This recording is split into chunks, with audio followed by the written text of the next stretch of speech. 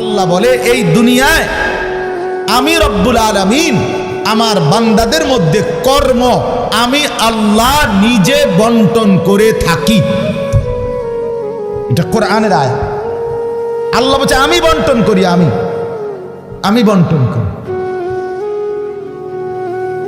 নাইলে কেউর পক্ষে সম্ভব না। আল্লাহ এই প্রখর রৌদ্রের মধ্যে কেউ কাজ করে, প্রচন্ড আগুনের মধ্যে কেউ কাজ করে। সিমেন্ট ফ্যাক্টরিতে গিয়ে দেখেন, রড ফ্যাক্টরিতে গিয়ে দেখেন।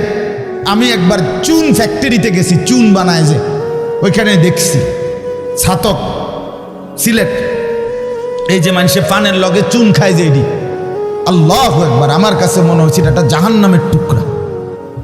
আগুন কাকে বলে? এত তীব্র প্রখর আগুন।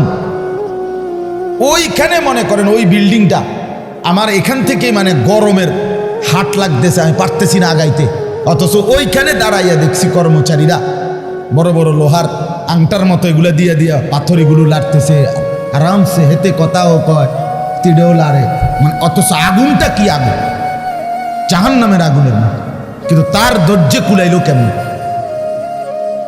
আল্লাহ বলেন এটা আমি বন্টন করি, আমি এই দুনিয়ার কর্ম বন্টন করি, ফলে এই দুনিয়ার এই স্বাভাবিকতা ভারসাম্য টিকে আছে। আমরা আল্লাহর সাথে বেশি তুচ্ছ অবজ্ঞা করছি, আমরা জানি না আমাদের শেষ পরিণতি কি। ওমা কাদারুল্লাহ হাক্কা কদরি, আল্লাহ বলছে বান্দা তোমরা আমাকে যথোপযুক্ত কদর করলা না। আসসামাওয়াতু মাতবিয়াতুম বিয়ামিনি, আল্লাহ বলে জানো বান্দা আমি সেই আল্লাহ যে চাইলে এক সেকেন্ডে এই 7 আসমান একটা পলকের মধ্যে মিনিটের ভিতরে গুটাইয়া আমি আমার কুদরতি হাতে নিয়ে আসতে পারি। তুমি কোন নেতার উপরে ভরসা করে অহংকারী করছো? কিসের? তোমার এই বিল্ডিং না, তোমার এই টাইলস, তোমার এই 5 তারার ফাইলিং, তোমার এই ইঞ্জিনিয়ারের নিশ্চয়তা, আপনার এই সয়েল টেস্ট রিপোর্ট, এটার উপরে ভরসা করে আপনি অহংকার করছেন না? স্বামী বিদেশ, এ কারণে মা বোন বাজারে ঘুরছেন না? বাস্তবাদের ছেলেরা, তোমাদের বাবা কিছু টাকা রোজগার করছে, এই কারণে জিন্দেগি এভাবে ফেলে দিলা। এক ওয়াক্ত নামাজ পড়তে মন চায় না, তাহলে আল্লাহ লাগবে না বন্ধু? না, মালিক লাগবে না? সোজা কথা, অনুভূতি জাগা দরকার দোস্ত, বিবেক জাগা দরকার। বলেন সারা দিনে মোবাইল টিপে জিন্দেগির কি অর্জন হচ্ছে? জীবনটা আমাদেরকে কি পরিমাণ হায়াতের সময় আমাদের নিচ্ছে। আহা যুবক, যদি বুঝতেই হবে বাপ, অচিরেই বুঝবেন, অচিরেই বুঝবেন। এই প্রযুক্তি আগে ছিল না, আগামী দিনে থাকবে না। ফেসবুক থাকবে না, ইউটিউব থাকবে, যেহেতু আগে ছিল না, সামনেও থাকবে না। কত প্রযুক্তি তো নাই।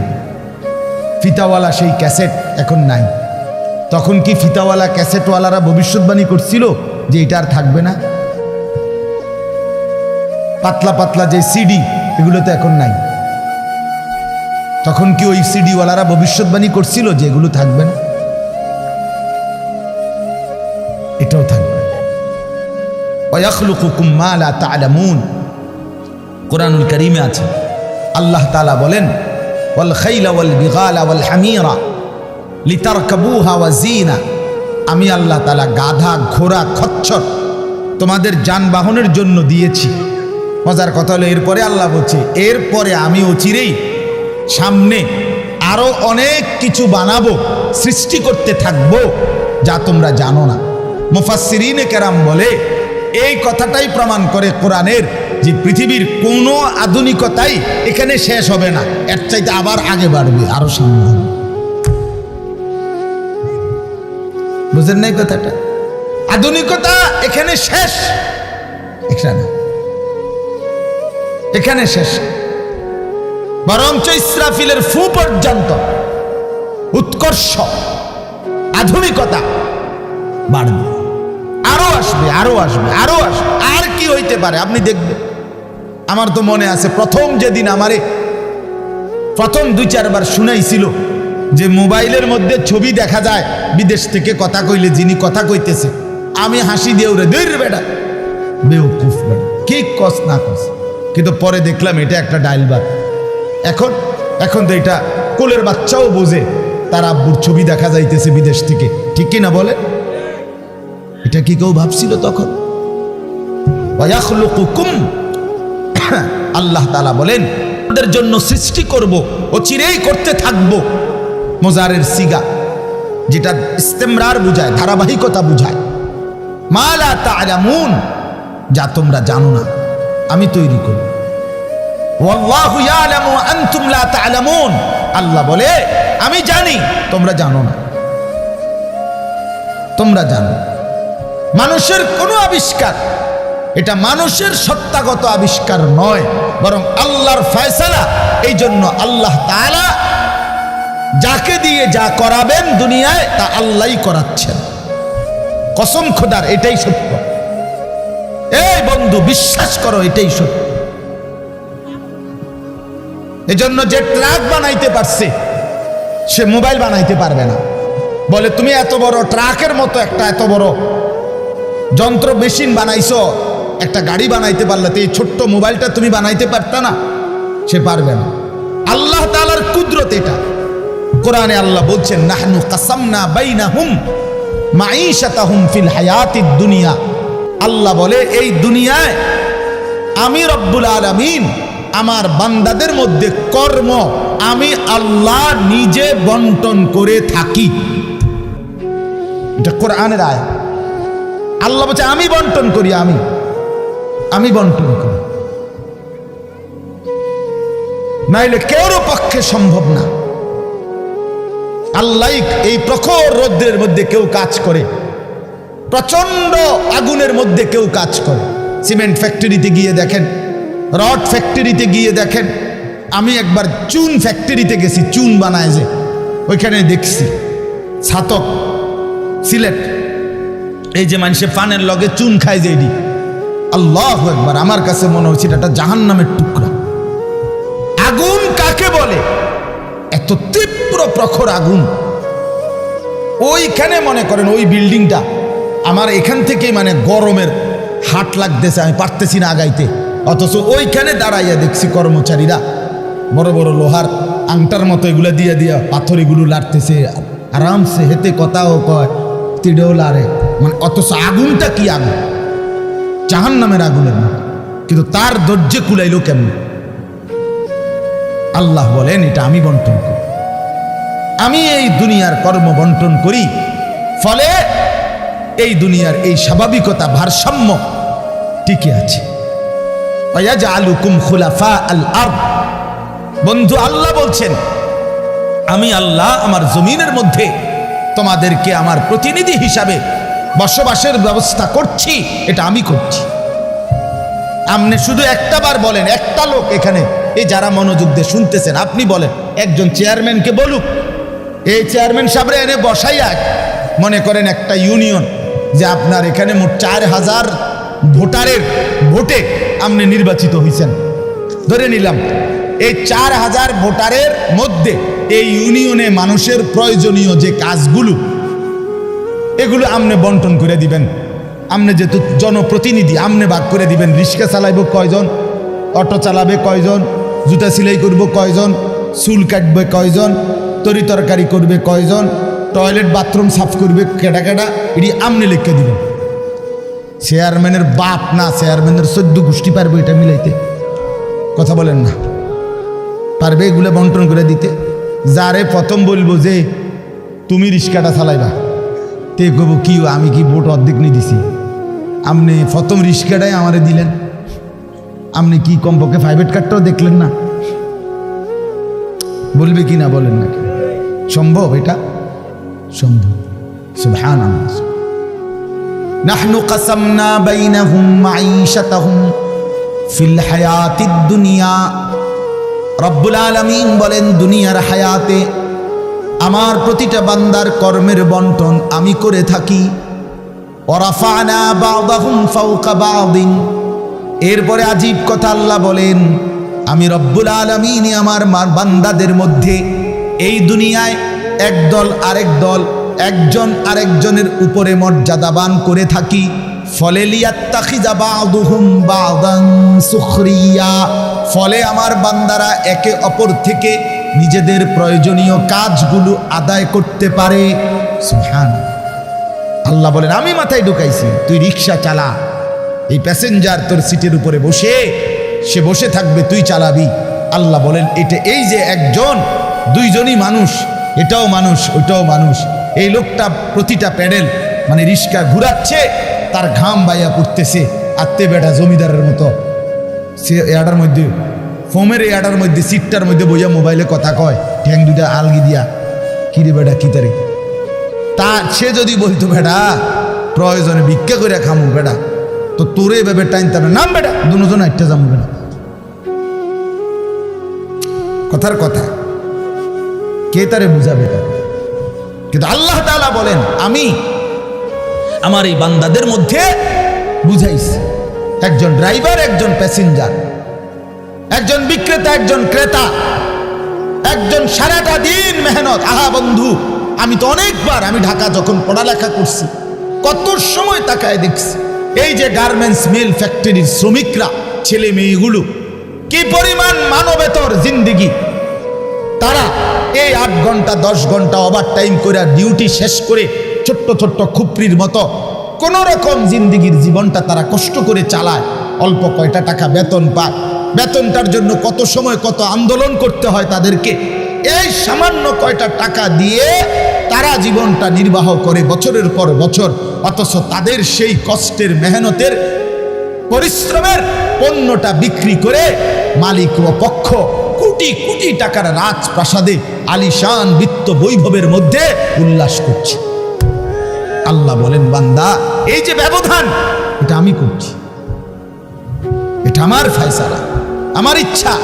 আমি যাকে মন চাই ধনী বানাই, আমি যাকে মন চাই গরিব বানাই, আমি যাকে মন চাই সম্পদের প্রাচুর্য বাড়িয়ে দেই, আমি যাকে মন চাই সম্পদ কমিয়ে দেই।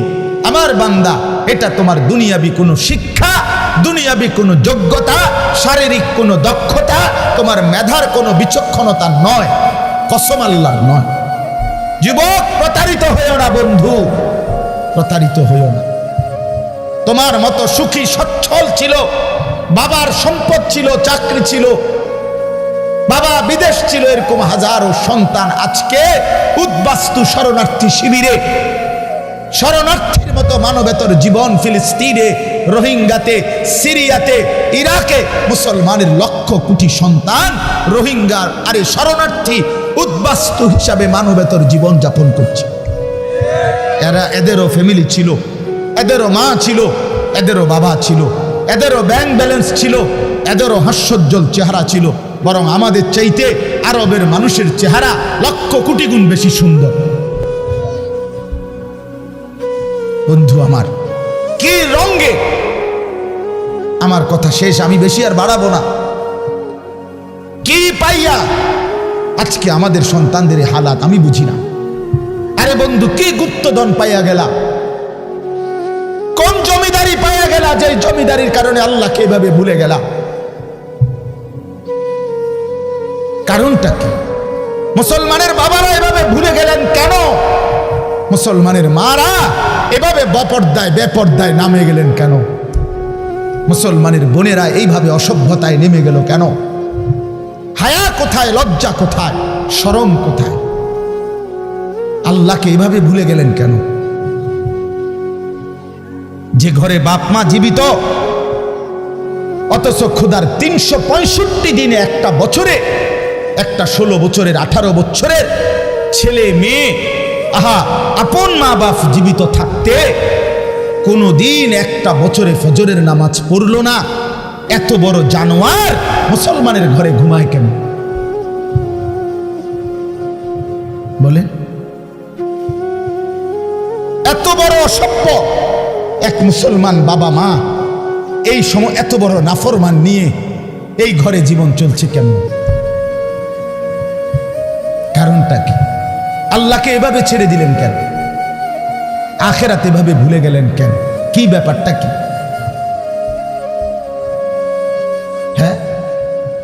এই পৃথিবীর চারদিকে চতুর্দিকে যদি মুসলমান মজলুম হয়, নির্যাতিত হয়, তা আমরা কি মাটির মধ্যে না, নাকি আমরা চাঁদের দেশে? আমরা মাটিতে থাকি না উপরে থাকি? তো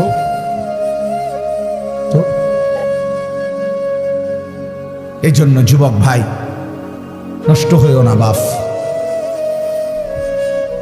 নষ্ট হইও না। এই বন্ধুর কথা মনে রাখো, আমরা মূর্খ না। আলহামদুলিল্লাহ, পড়ালেখা আমরাও করছি, জেনারেল লাইনেও পড়ালেখা করছি, মাদ্রাসার লাইনেও পড়ালেখা করছি। শতভাগ আস্থা নিয়েই বলতেছি, বুঝ নিয়েই বলতেছি। আমি কুমিল্লা ভিক্টোরিয়া কলেজ থেকে মাস্টার্স পাস করছি, আলহামদুলিল্লাহ। সরকারি আলিয়া মাদ্রাসা থেকে টাইটেল কামিল পাস করছি, কৌমি মাদ্রাসা থেকে দাওরায়ে হাদিস পাস করছি। আজ বুঝেই কইতেছি, বুঝেই বলতেছি। ইংরেজিও পুরা পড়ছি, আরবিও পুরা পড়ছি। এই জন্য বিজ্ঞান সায়েন্স বিভাগ থেকে দাখিল পাস করছি, এসএসসি। আমি বন্ধু বুঝাইতে চাচ্ছি এই কথাটা অহংকারের জন্য বা ফুটাঙ্গিরির জন্য না, এই বাস্তবতাটা বুঝানো। এই দুনিয়ার এই সবটা মিলাইয়া আজকে যে কয়জন অভিভাবক আছেন অথবা যে কয়জন যুবক ভাই আছেন, দোস্ত, আমরা আল্লাহর সাথে বেশি বাড়াবাড়ি করছি। আমরা আল্লাহর সাথে বেশি তুচ্ছ অবজ্ঞা করছি।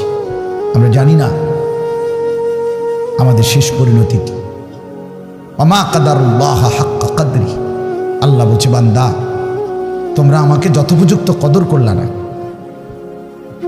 ওয়াসসামাওয়াতু মাতবিয়াতুম বিয়ামিনি, আল্লাহ বলে, জানো বান্দা, আমি সেই আল্লাহ যে চাইলে এক সেকেন্ডে এই 7 আসমান একটা পলকের মধ্যে, মিনিটের ভিতরে গুটাইয়া আমি আমার কুদরতি হাতে নিয়ে আসতে পারি। তুমি কোন নেতার উপরে ভরসা করে অহংকারী করছো? কিসের? তোমার এই বিল্ডিং না, তোমার এই টাইলস, তোমার এই 5 তলার ফাইলিং, তোমার এই ইঞ্জিনিয়ারের নিশ্চয়তা, আপনার এই সয়েল টেস্ট রিপোর্ট, এটার উপরে ভরসা করে আপনি অহংকার করছেন না? স্বামী বিদেশ, এ কারণে মা বোন বাজারে ঘুরছেন না? বাস্তবাদের ছেলেরা, তোমাদের বাবা কিছু টাকা রোজগার করছে, এই কারণে জিন্দেগি এভাবে ফেলে দিলা। এক ওয়াক্ত নামাজ পড়তে মন চায় না, তাহলে আল্লাহ লাগবে না বন্ধু? না, মালিক লাগবে না? আল্লাহকে লাগবে না? তাই আজকে যারা এশার নামাজ পড়ো নাই, কেন পড়লা না? এই হাইওয়ান, পড়লা না কেন? এই হারামি, পড়লা না কেন? সারাদিনে এক ওয়াক্ত নামাজ পড়ো নাই যে? তোমার চাইতে নিকৃষ্ট মানুষ, নির্লজ্জ মানুষ আর কে হইতে পারে?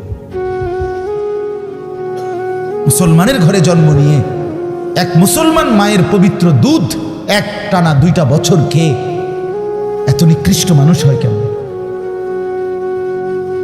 এত নিকৃষ্ট মুসলমান হয় কেমনে মিয়া? এত সভ্য মুসলমানের রক্ত এত বেদামি হবে কেন? অনুভূতি এভাবে মরে যাবে কেন?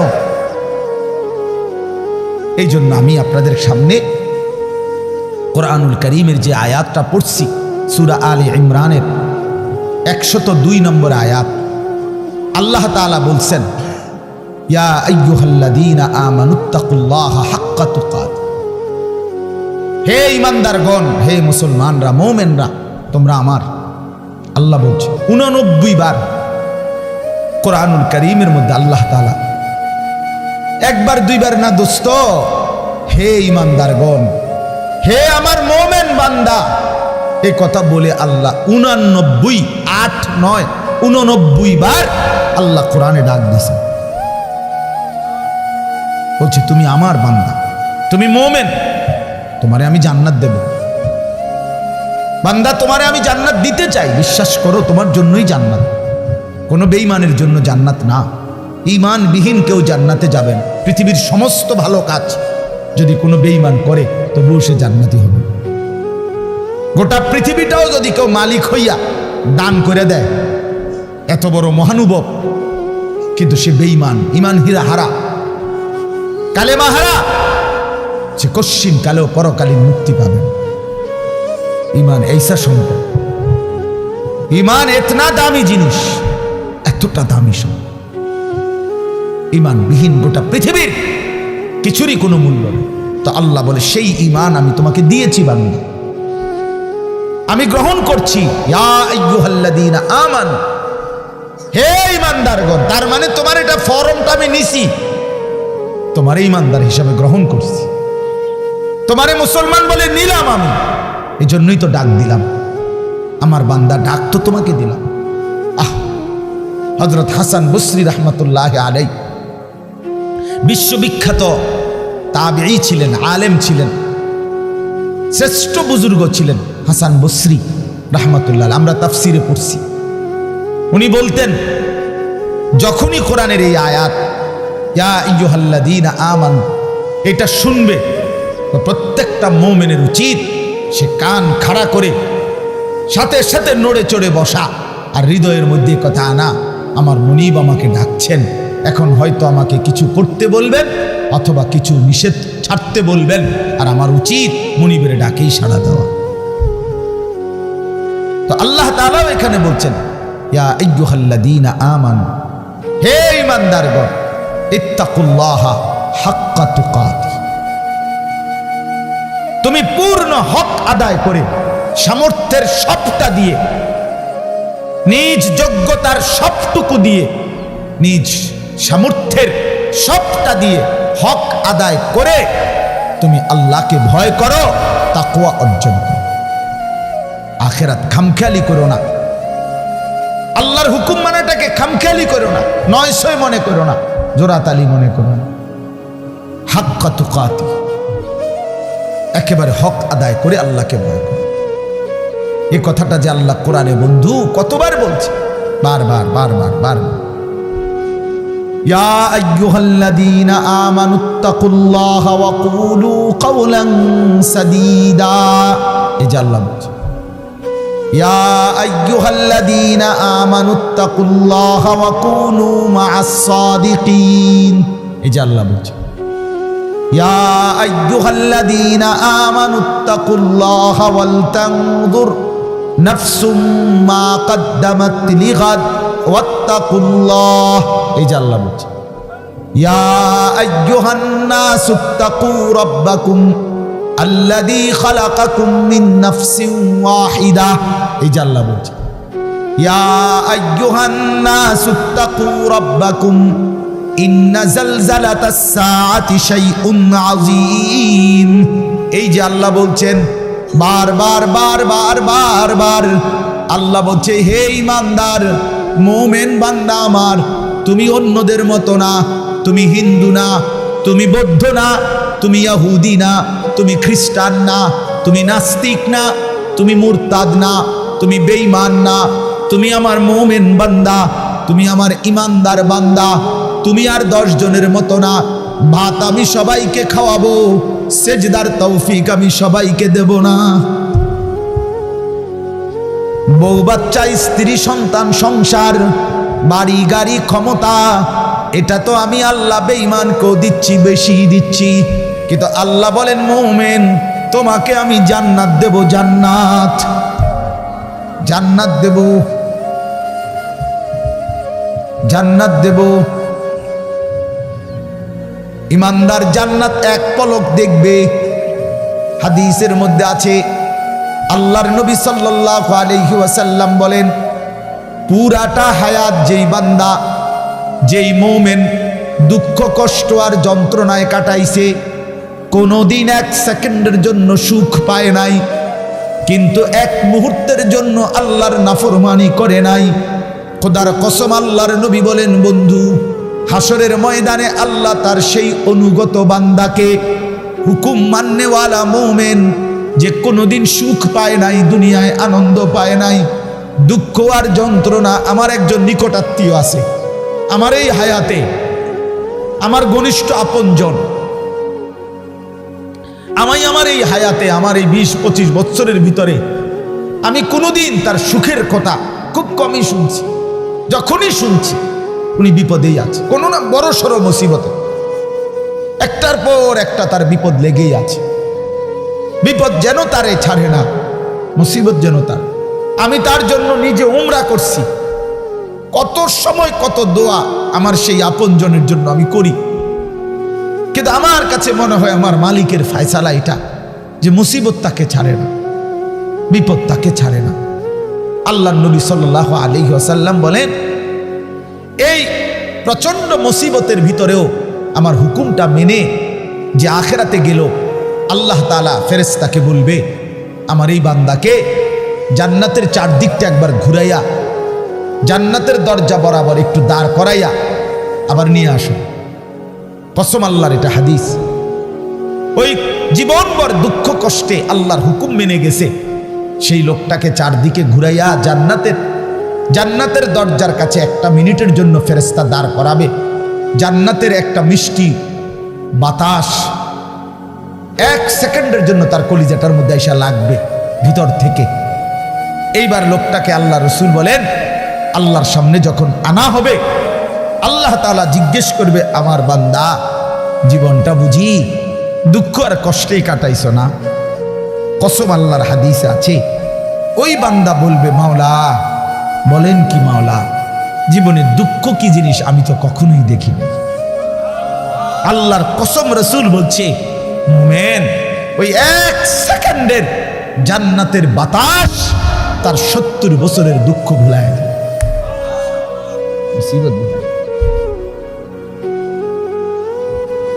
এজন্য বন্ধু চালাক মনে করেন না, সিটার বাটপার যারা, হ্যাঁ আমনে চালাক, আমরা বেকুব জি না, আমরা ভাত খাইয়া বড় হয়েছি।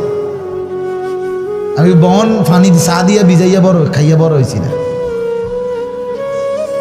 যুবক তোমরা যারা নামাজ পড়ো না, আর সারাদিন নারীর ছবি আর নর্তকীর নাচ গান আর এই ফালতু জিন্দিগি, সমবয়সীদের সাথে আড্ডার মাস্তানি আর এই সদর বদর, তুমি চালাক বেটা। হ্যাঁ আমি বেওকুফ। কেন বেওকুফ হবো আমি? তুমি যা খাইয়া বড় হইছ, আমি তো তা খাইয়াই বড় হইছি। এই মাটি আলো বাতাসে যদি তুমি বড় হও, তো আমি কি মাটির তলে বড় হইছি?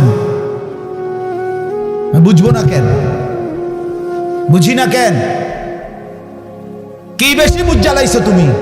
আপনারা যারা সুদ খান, ঘুষ খান, হারাম খান, আপনাদের যাদের অবৈধ উপার্জন, আপনাদের যাদের স্ত্রী বেপর্দা, আপনাদের যাদের মেয়ে বেপর্দা, আপনাদের যাদের ঘরে রঙিন টেলিভিশনে নাচ গান নর্তকীর ছবি সারা বছরের পর বছর চলে, আপনারা মোটেই চালাক না, আপনারা বেওকুফ, আপনাদের ফ্যামিলিও বেওকুফ। মিয়া আহাম্মক মিয়া, আপনি ধরা খাইছেন মিয়া, আপনি হেরে গেছেন মিয়া, হেরে গেছেন, জীবনের কাছে হেরে গেছেন, আখিরাতের সামনে হেরে গেছেন, কবরের সামনে হেরে গেছেন। আপনি সামান্য দুনিয়ার লেগা, অথচ এই দুনিয়া নেককাররাও ভোগ করে কিনা বলেন না কেন? নামাজ পড়লে ফাঙ্গাস মাছের যে স্বাদ, বেনামাজিরও এই স্বাদ।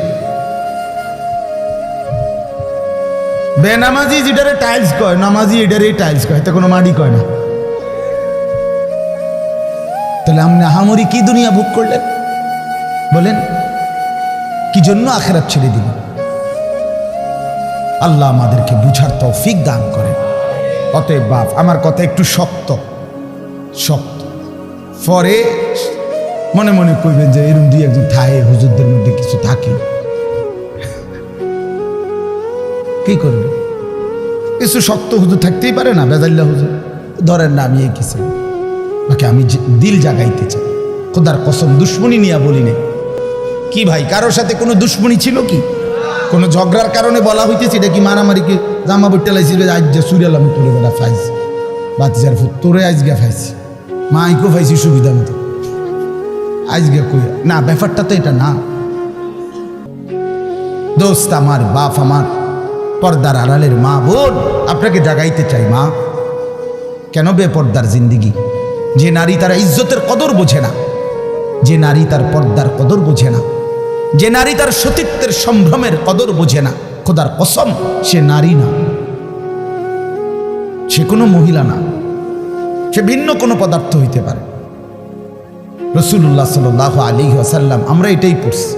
নবী বলছেন নারী বলে তাকে আড়ালে থাকে যে, নিজেকে পর্দায় রাখে যে, নিজেকে আড়ালে রাখে যে, তাকেই বলে নারী। এজন্য যে বেপর্দা, বেহায়া, নির্লজ্জা, বেশরম, এটা কোনো নারী না, অন্য কোনো পদার্থ, অন্য কিছু। বলে তো কিতা এটা হেবুডি ডাক্তার দেয়া, ডাক্তারই তো একটা রিপোর্ট দিব, এটা পরীক্ষা নিরীক্ষা করে চাইব কিতা এটা আমি কিনলে পেতাম। রাসূল বলছে নারী বলে তাকে পর্দায় থাকে যে। আল্লাহ আমাদেরকে বুঝার তৌফিক দান করে। অতএব এটাই কথা আমার, রমজান সামনে, আমাদের জীবনের সুযোগ নিজেকে বদলানো, নিজেকে পরিবর্তন করার, জীবনটা গঠন করার। এজন্য আমি এই আয়াত পড়ছি। আল্লাহ বলছে বান্দা সাধ্যের সবটুকু দিয়ে সর্বোচ্চ হক আদায় করে আমাকেই ভয় করো। আর আল্লাহকে ভয় করার অর্থ দুইটা, সমস্ত গুনাহ ছেড়ে দেওয়া, আল্লাহর সমস্ত হুকুম পালন করা। আল্লাহ আমাদেরকে তৌফিক দান করে। ওয়ালা তামুতুন্না ইল্লা ওয়া আনতুম মুসলিমুন। এবং আল্লাহ তাআলা সাথে সাথে বললেন বান্দা দুনিয়া, কথাটা খেয়াল করেন, এই শেষ কথাটা আল্লাহ বলছে বান্দা, আমি আবারও বলছি বান্দা দেখো দুনিয়া কিন্তু পার হইবা, দুনিয়া অনুগত অবাধ্য, ইমানদার নাফরমান, আদেশ পালনকারী অমান্যকারী, দুনিয়া কিন্তু প্রত্যেককেই আমি ভোগ করতে দেই সুখ, স্বাচ্ছন্দ্য, আনন্দ, ফুর্তি, স্বস্তি, উল্লাস। হ্যাঁ, এই দুনিয়া উপভোগ, এটা কিন্তু আমি নাফরমানকেও দেই বান্দা, এটা আমার নিজাম, আমি দেব। কিন্তু বান্দা ওই কবর থেকে নিয়ে আখেরাত, পরকালে সেখানে যদি সুখ মিলতে হয়, স্বস্তি মিলতে হয়, স্বাচ্ছন্দ্য মিলতে হয়, তৃপ্তি মিলতে হয়, উল্লাস পেতে হয়, আল্লাহ বলছে বান্দা বিশ্বাস করো, আমি তোমার অনুরোধ করছি বান্দা, পূর্ণ মুসলমান না হয়ে, আমার অনুগত না হয়ে, আমার গোলামি না করে কবরে আইসো না, মৃত্যুবরণ কইরো না। এই সুখ ওইখানে মিলবে না, এই সুখ ওইখানে কি হবে না। এখানে আমি অনুগত অবাধ্য উভয়কেই দুনিয়া ভোগ করতে দেই, কিন্তু কবরে দেব না, আখিরাতে দেব না, হাসরের মাঠে দেব না। সেখানে শুধুই উইদ্দাত লিল মুত্তাকিন, জান্নাত বানানোই হয়েছে মুত্তাকিদের জন্য, আখিরাতের সুখ বানানোই হয়েছে আদাত্তু লিইবাদিয়াস সালিহিন, আল্লাহ বলছে আমার নেক বান্দাদের জন্য। অতএব আমার বক্তব্য এটাই, রমজানকে কদর করেন, রমজানটাকে সামনে নিয়ে প্রত্যেকটা নারী পুরুষ, ছেলেরা, নওজোয়ানরা, বাবারা গুনাহমুক্ত একটা জীবন গড়ার সিদ্ধান্ত নেন। চুরি, ডাকাতি, জিনা, বেবিচার, সুদ, ঘুষ, মদ, জুয়া, বেহায়া, বেপর্দার জিন্দিগি থামায় দেন। যুবক থেমে যাও, বাপ থামো ভাইয়া, অনুরোধ করছি, এক ভাই বললাম থেমে যাও, অসভ্যতার এই জিন্দিগি ছাড়ো, বেনামাজির এই জিন্দিগি ছাড়ো, সারাদিন নারী নিয়ে আর মোবাইল নিয়ে পড়ে থাকা এই জিন্দিগি ছাড়ো। মা বোনরা, আপনারা যারা খোদার 11টা মাস বাজারে বাজারে ঘুরছেন, মার্কেটে গেছেন, কতবার গেছেন, ও মা বোন, আল্লাহর দোহাই, এক ভাই বললাম কমপক্ষে রমজানটাকে কদর করেন, একটা মাসকে সম্মান করেন, আল্লাহর দিকে চাইয়া। রমজানটাকে বাজারে মার্কেটে এই জুতা, শাড়ি, গহনা, এই ফালতু জিনিসের জন্য খোদার এত বড় রমজানকে কোরবান করে দিয়েন, নষ্ট করে দিয়েন, বরবাদ করে দিয়েন না মা বোন। এটা অনেক বড় সীমালঙ্ঘন, অনেক বড় সীমালঙ্ঘন। আল্লাহ তাআলা বলছেন বান্দা আমি এত বেশি সুযোগ দিছিলাম রমজানে, রহমত, মাগফিরাত, নাজাতে, কোনো মূল্যায়ন করলা না। এই জন্য রমজানের লাস্টে জিব্রাইল পাঠাইয়া নবীজিকে আল্লাহ জানায় দিছে, জিব্রাইল গাও বলে আসো আমার বন্ধুকে, যে বন্ধু আপনার যেই উম্মত এত বড় রমজান পেয়েও কদর করে নাই, গুনাহ মাফ করায় নাই, তার উপরে আমি আল্লাহর লানত। জিব্রাইল আয়েশা বলছে নবী আমি জিব্রাইলেরও লানত, নবীজি বলছে আমিন, জিব্রাইল আমি মুহাম্মদেরও লানত।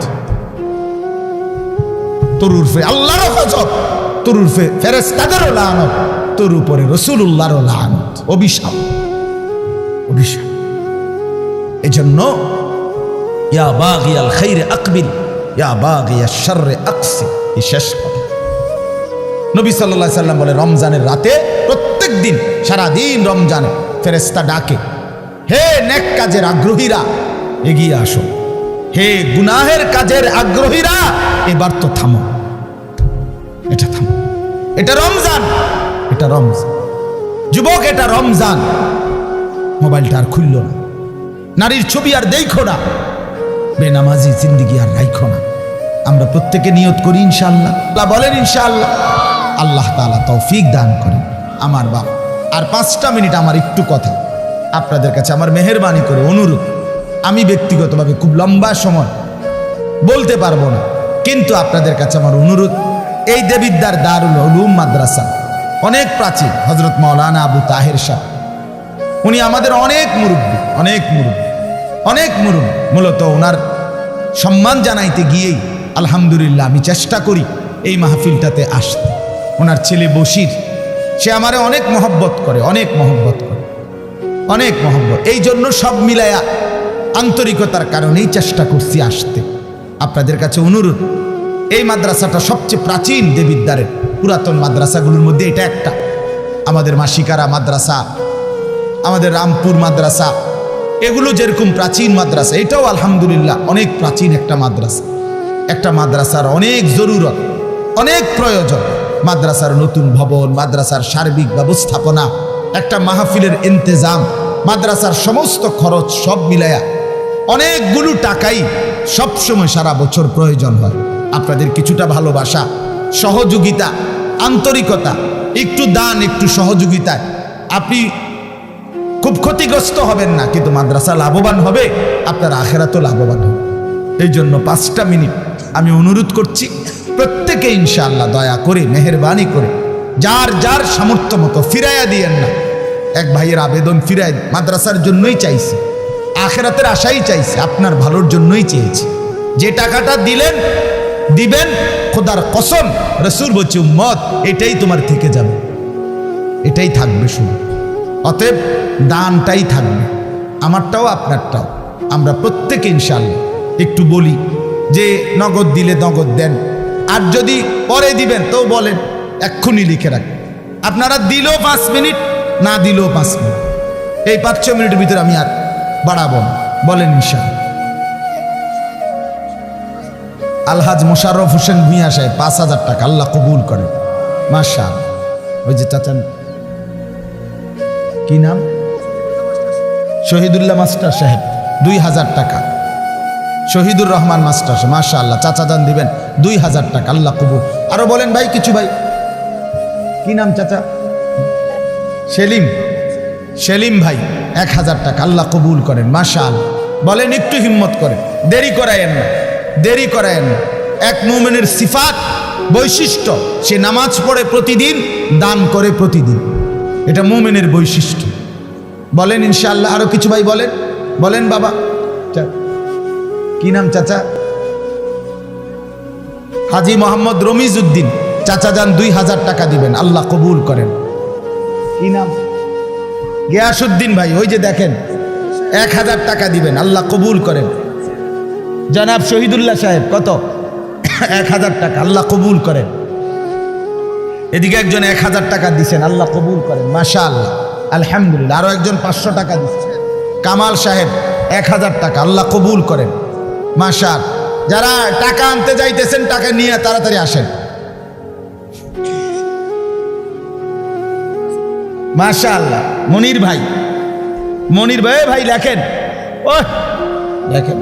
মনির ভাই 5,000 টাকা, আল্লাহ কবুল করেন, মাশাআল্লাহ।